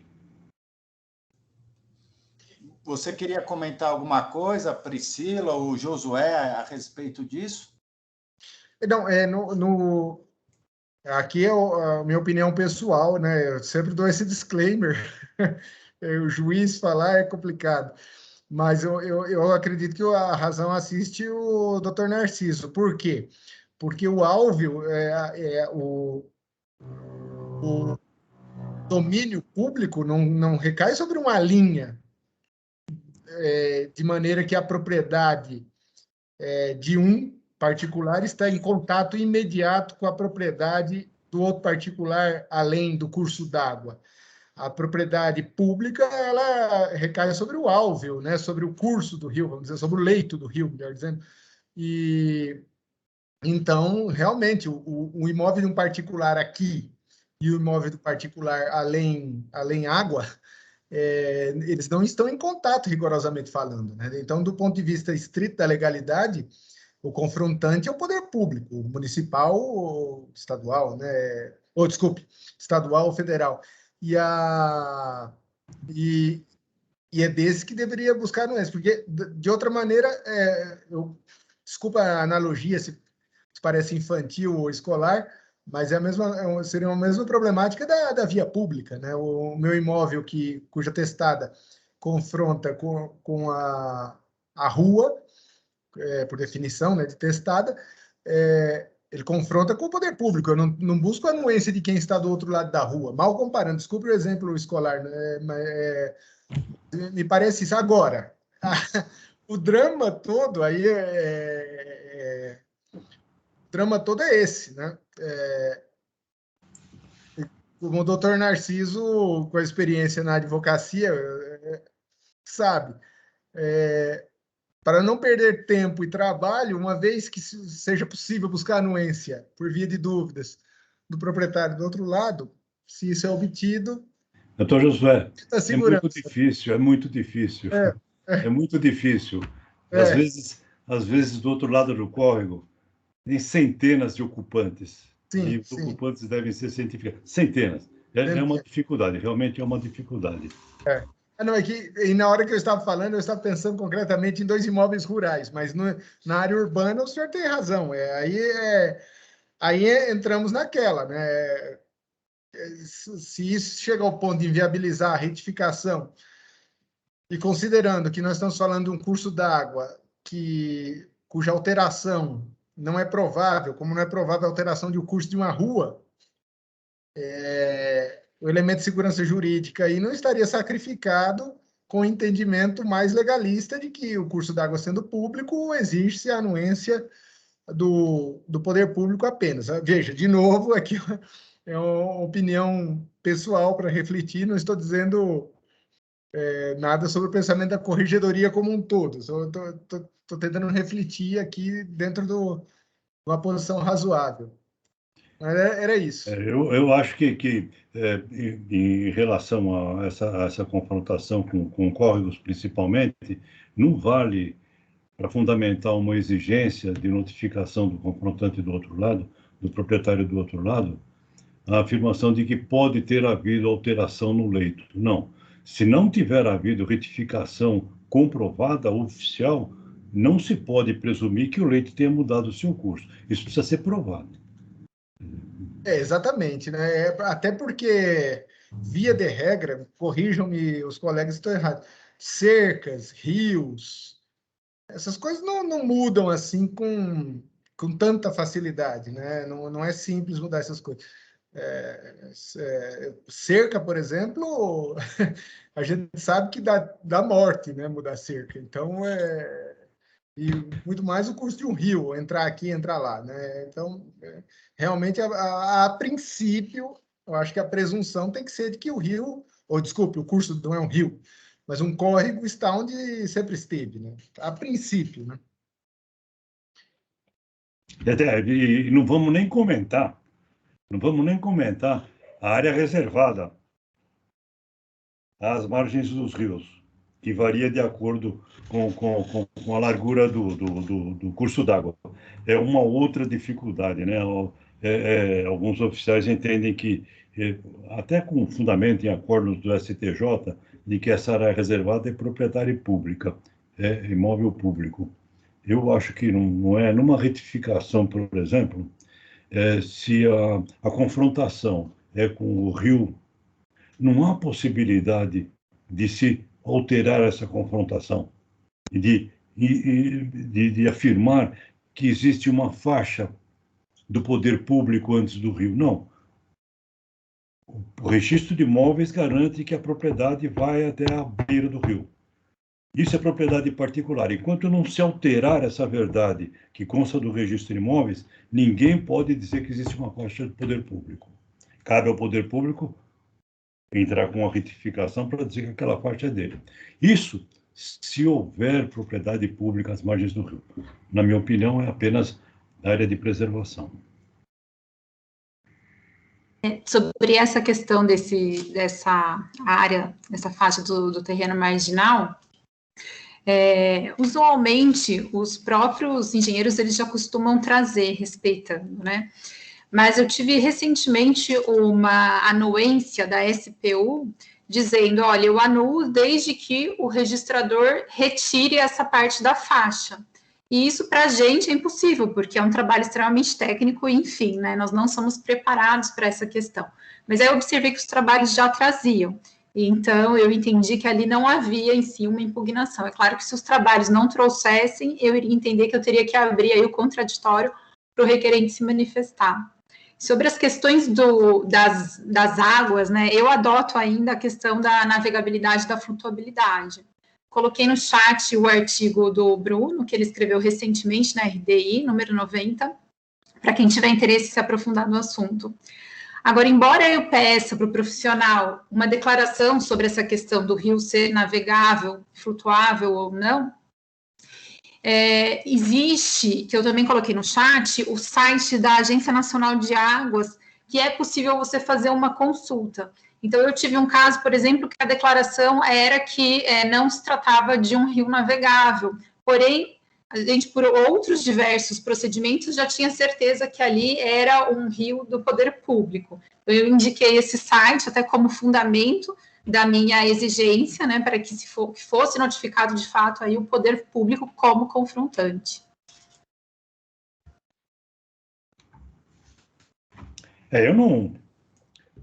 Eu continuo seguindo a Constituição. Eu acho que as águas são públicas, independentemente de serem navegáveis ou flutuáveis, porque a Constituição não abre exceção. O questionamento na interpretação da Constituição em relação a águas dormentes, de quem é aquela. Daqui a pouco vão dizer que a piscina no sítio é do poder público, porque a água dormente, É muito difícil essa interpretação da lei e já há vários trabalhos escritos sobre isso. Mas em relação ao registro de imóveis, eu fico com a lei, eu fico com a Constituição, com aquela ressalva da segurança. E outra coisa, não aceito aquela faixa de domínio, como sendo de domínio efetivamente. Eu não aceito, isso é toda opinião, me falar na primeira pessoa, mas é opinião particular. Não aceito também a exigência de oficial do registro de imóveis sobre área de preservação permanente, sobre fazer constar da planta da retificação área de preservação permanente. É absolutamente inexigível essa exigência. A alteração da planta para incluir área de preservação permanente. Registro de imóveis é registro de imóveis. Área de preservação permanente é problema do Código Florestal, é problema do Cadastro Ambiental Rural. No registro de imóveis, é registro de imóveis e direito de propriedade, salvo as exceções que constam expressamente da lei. E não há nenhuma disposição legal que exija que conste da matrícula do imóvel a existência de área de preservação permanente. Todas as áreas de preservação permanente são definidas na lei, não precisa estar no registro de imóveis. Elas prescindem de publicidade no registro de imóveis. Basta a lei. Então, se a lei diz que há uma área de preservação permanente 30 metros às margens dos rios, existe, independentemente de constar o nome do registro de imóveis. Como é da natureza das limitações do domínio em geral, né? A diferença entre limitação e restrição, né? A clássica distinção. Fazer faixa não edificante também não tem que constar do registro de imóvel. É problema de uso, não é de propriedade.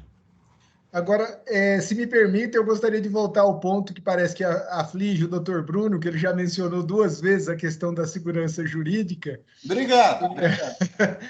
Eu creio, doutor Bruno, que a resposta aqui esteja assim, nós imaginarmos a segurança jurídica como algo, um globo que irradia luz, ou uma questão de círculos concêntricos. Eu acho a segurança jurídica manifesta-se de maneiras diferentes. Eu gosto da analogia de que o extrajudicial destina-se a produzir o direito adquirido, o judiciário destina-se a produzir a coisa julgada. Então, são esferas complementares desse fenômeno da segurança jurídica. Faz toda a diferença. Ainda que a retificação, teoricamente falando, não, ainda que a retificação não seja título de aquisição, né, ainda que o cadastro administrativo no INCRA ou em qualquer outro órgão não reconheça domínio, e ainda que o procedimento administrativo não goze da coisa julgada, nós já estamos aí dentro de uma área de presunção de legitimidade de atos que, se não forem estatais, são pelo menos atos comunitários, atos públicos, né? Eu nunca gosto de me referir ao extrajudicial como ato estatal, porque não é. O extrajudicial é uma esfera comunitária, né? Uma esfera pública, porém não estatal. E faz toda a diferença. Até porque, uma vez que isso entra na matrícula, quem detém o titular daquela matrícula goza em seu favor de uma presunção de legitimidade, e quem estiver numa posição desfavorável vai ter o ônus de provar. Então, eu não desprezaria jamais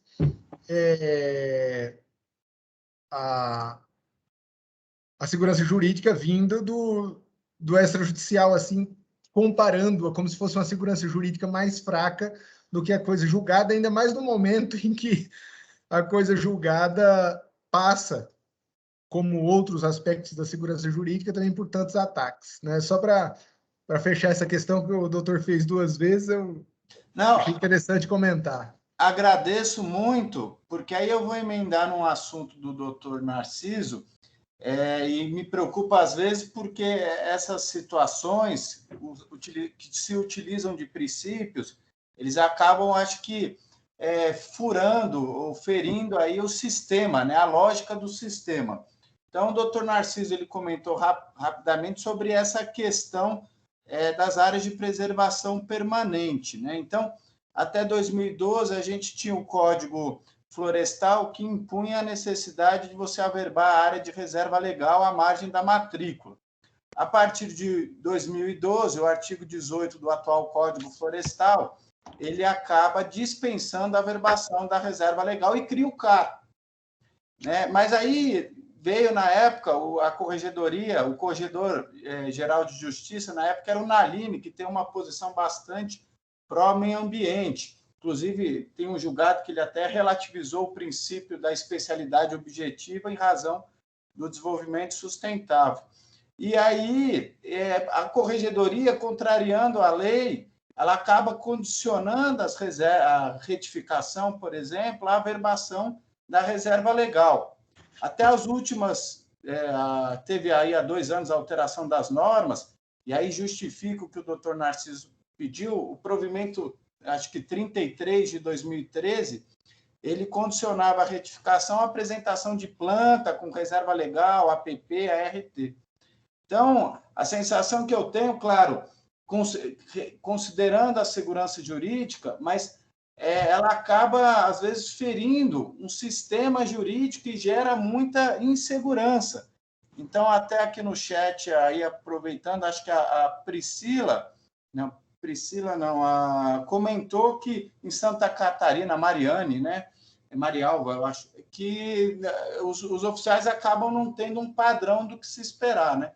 Então, eu acho que eu entendi, agradeço muito a resposta no que se refere à segurança jurídica, mas, por outro lado, como operador jurídico, me preocupa muito essa situação, como esse julgado que eu comentei, relativizando aí, parágrafo 16, ampliar muito.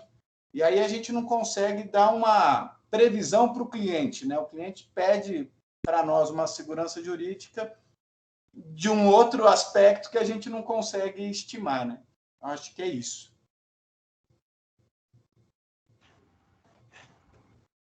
As decisões da Corregedoria Geral, eu até concordo com o Dr. Josué de que elas não são essencialmente normativas, mas é que os oficiais se apegam a essas decisões como se fossem normativas, como se fossem súmulas vinculantes por segurança.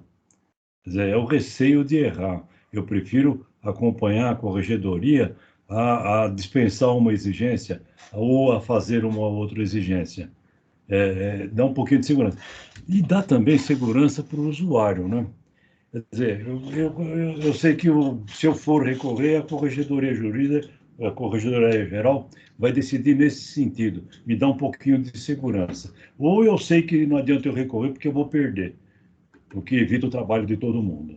Então, para isso servem as decisões normativas, ainda que o adjetivo não seja inteiramente aplicável. Tem acordos do Conselho Superior da Magistratura dizendo que as decisões não são normativas. Mas eu tenho uma explicação para isso, doutor Josué. Elas são normativas no seguinte sentido. Presumivelmente, se a questão for levantada novamente, o Conselho vai decidir do mesmo modo. É uma presunção. Então, eu já acompanho o Conselho para não ter problema nenhum. Mas nada impede que a parte requeira suscitação de dúvida para tentar modificar o entendimento do Conselho. E não são raros os casos em que o Conselho muda de opinião. Não são raros, absolutamente, frequentemente. Aliás, em relação à especialidade, o Conselho muda de vez em quando. Sempre, sempre. Volta e meia, ele é mais rigoroso, é menos rigoroso. Hoje, ele é rigoroso. Mas o ano retrasado, ele não era rigoroso em relação à especialidade. Né? Mas tem que ser assim. O juiz decide de acordo com o seu convencimento, mesmo na esfera administrativa. Olha, eu gostei muito quando o Dr. Josué disse que as decisões da Corregedoria não têm caráter normativo, né? Mas, aqui, considerando nós do outro lado da questão, a gente tende, sim, a seguir, acho que é um norte, inclusive, como uma forma de uniformizar algumas questões, né? E essa é a finalidade também, acredito eu, que das normas de serviço. Então, a gente, mesmo às vezes não concordando, a gente acaba seguindo, um pouco por medo mesmo da punição, né? mas um pouco porque eu acho que, inclusive falando em segurança jurídica, eu acho que a uniformização ela é extremamente importante. Então, a gente vê algumas normas de estados, outros estados da federação, que têm, às vezes, normas muito mais detalhadas do que a do estado de São Paulo. E, às vezes, evita isso que a colega de Santa Catarina disse, olha, aqui a interpretação é de um jeito ou de outro. Por outro lado, eu acredito também que engessar o raciocínio jurídico acaba ferindo o próprio direito, porque a tendência do direito é evoluir, e a gente só consegue evoluir com novas propostas, com novas questões, e para isso a gente tem que realmente fazer a provocação. Eu já tive casos, por exemplo, que pessoalmente eu tinha um entendimento, mas eu resolvi seguir o que estava ali nas normas de serviço, exatamente porque a gente acaba realmente compreendendo que as normas devem ser respeitadas, sim. Porque ali também teve todo um trabalho, um estudo que foi feito para que se chegasse àquela conclusão. E já cheguei a me manifestar, num caso de suscitação de dúvida, dessa forma. Olha, pessoalmente, o meu entendimento é esse, mas eu estou seguindo até que seja alterado. Então, eu acho que essa é a visão aí, um pouco, do registro de imóveis. Então, e mesmo... Na verdade, a Corregedoria e o Conselho Superior da Magistratura tem admitido isso, tem considerado que o oficial decide de acordo com o seu convencimento, ele é um profissional do direito. E o Conselho e a Corregedoria têm respeitado isso. Sim, Tanto isso que há oficiais que suscitam dúvidas sistematicamente sobre a exigência ou não da certidão da Previdência.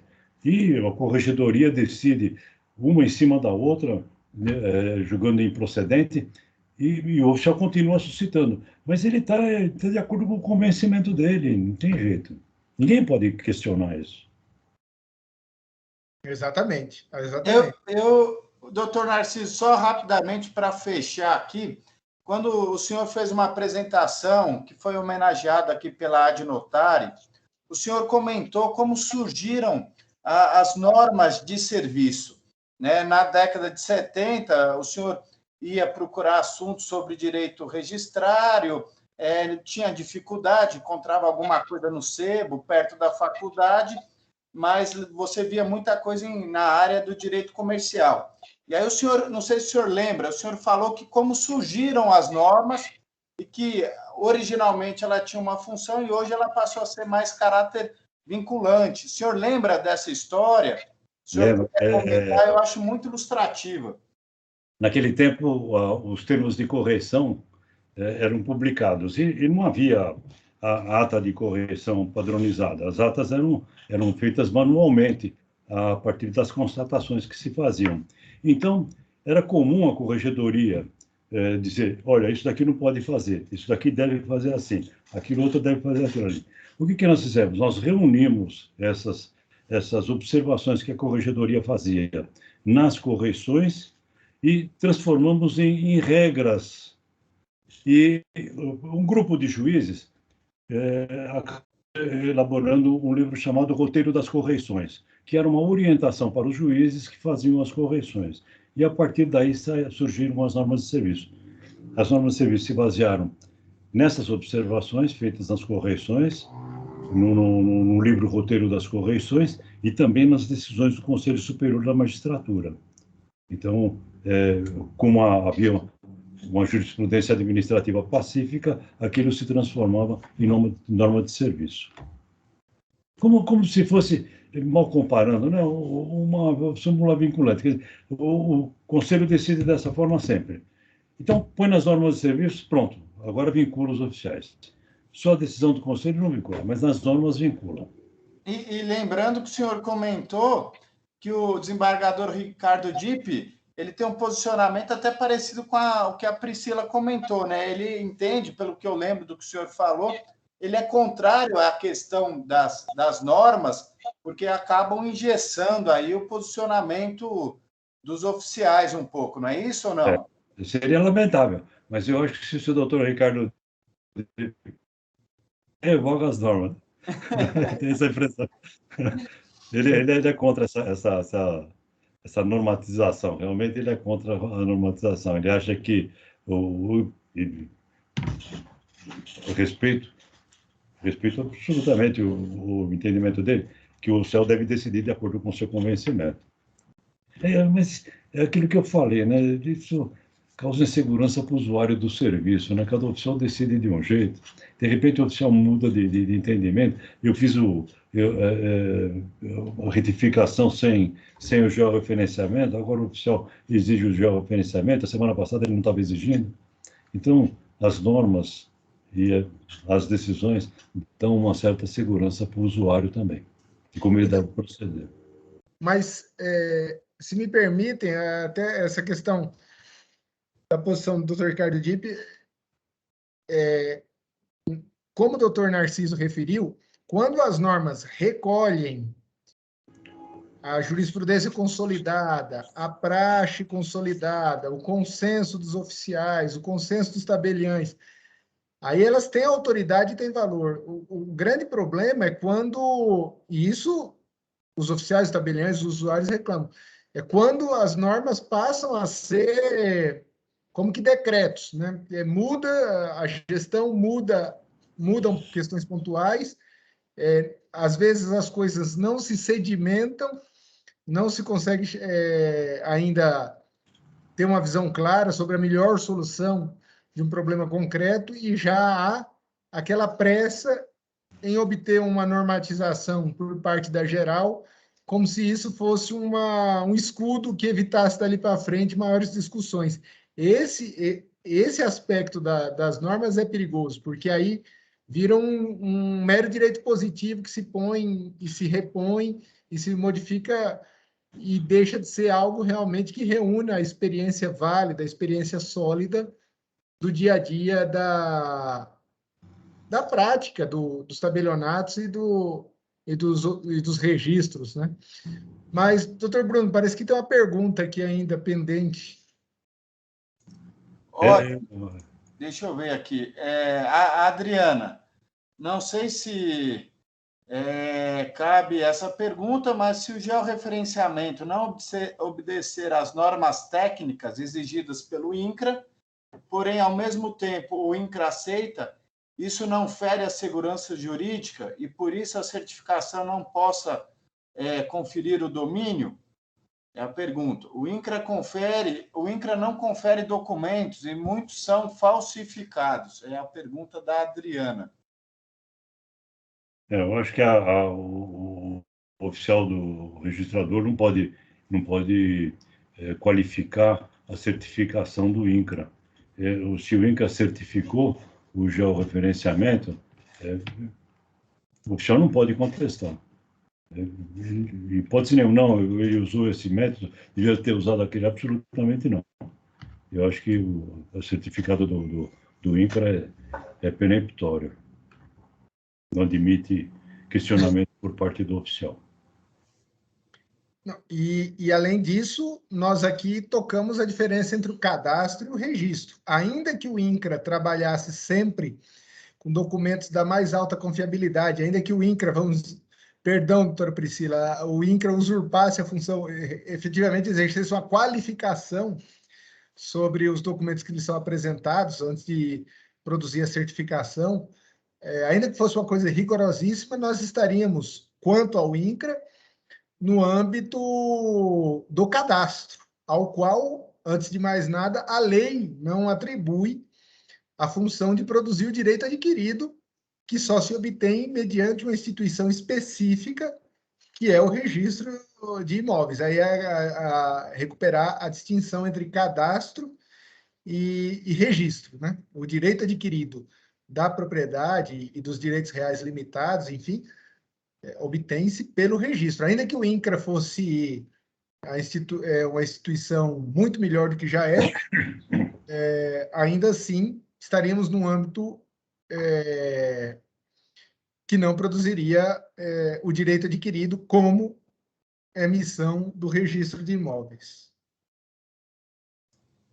Bom, acho que agora são as palavras finais. Se vocês quiserem completar alguma coisa, eu desde já agradeço muito a participação de vocês. Eu achei o evento muito rico, muito interessante, gosto bastante do tema, né? Queria recomendar fortemente aqui o livro da doutora Priscila, pedir para o doutor Narciso, eu sei que ele vai me matar depois, mas atualizar o livro dele, porque está carente, ele precisa escrever mais. Eu sei que amanhã, né, doutor Narciso, estou perdido, mas o senhor precisa escrever mais, é muito importante, assim como o doutor Hélio também. Agradeço muito, doutor Josué, também a presença. Se vocês quiserem comentar mais alguma coisa, muito obrigado. Eu queria agradecer a Dinotari pelo convite e pela organização desse debate. A gente aprende muito com essa visão diferente de um juiz corregedor, de uma registradora, e me incluo como advogado que milita no extrajudicial. Em relação ao que o Bruno falou sobre o livro, eu aproveitei a pandemia para atualizar o livro, mas de uns 2 meses para cá está difícil, eu não consigo mais mudar uma vírgula, não consigo mais abrir. E a minha ideia era de publicar novamente esse ano aqui, e não sei se eu vou conseguir. Tomara que sim. Eu agradeço bastante a presidência da mesa, o doutor Bruno, agradeço a doutora Priscila, agradeço ao doutor Josué pela coparticipação. Muito obrigado. Eu gostaria de só comentar a questão do cadastro e do registro, que a Lei 10.267, ela tentou fazer, a intenção é fazer essa interação entre o cadastro e o registro, mas, claro, cada profissional na sua área. Então, quando a gente recebe a certificação do INCRA, quando a gente faz a verbação do CAR, ali a gente não vamos entrar no mérito do que aconteceu ali, porque ali é simplesmente uma publicização da informação. E também gostaria demais de agradecer o convite da Adnotarem, foi um prazer imenso estar com vocês aqui nessa noite. Agradecer muito o Bruno, o doutor Josué, o doutor Narciso e a todos que nos acompanharam. Olha, tem muita gente agora até o final. Agradeço demais. Desejo uma excelente noite, final de noite para todos. E, doutor Narciso, estou muito ansiosa por essa nova edição do Livro do Senhor. Muito obrigada. Obrigado. E eu também concluo agradecendo o convite da Adnotar e a honra de participar com a doutora Priscila, o doutor Narciso, do evento hoje. Espero que eu não tenha falado muitas besteiras, mas para mim, tenho certeza que foi uma noite muito produtiva, de muito aprendizado e muito agradável, na companhia de todos. Muito obrigado e tenha uma boa noite e bom descanso. Obrigado. Obrigado a todos pela Adnotar. Uma boa noite para vocês, um bom descanso. Até o próximo evento, na próxima quinta-feira. Um abraço. Obrigado. Obrigado.